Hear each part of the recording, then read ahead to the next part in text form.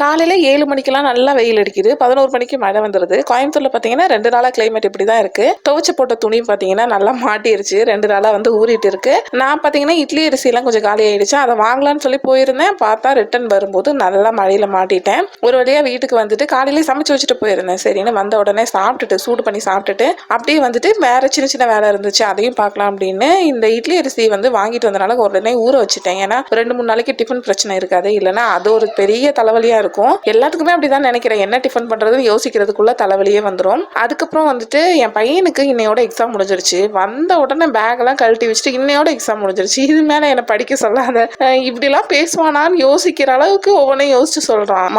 முடிஞ்சிருச்சுமா exam, இனி நான் ஜாலியா இருப்பேன் அப்படின்லாம். ஏன்னா லீவ் விட்டுருவாங்க அப்படின்னு எதிர்பார்த்தோம். பார்த்தா ஃபவுண்டர்ஸ் டே வருது அப்படின்னு சொல்லிட்டு அதுக்கு ப்ராக்டிஸ்க்குன்னு சொல்லிட்டு கிளாஸஸ் கண்டினியூ தான் பண்றாங்க. பட் நோ புக் டே, அதனால ரொம்ப ஹாப்பியா அதை சொல்லிட்டு இருந்தான்.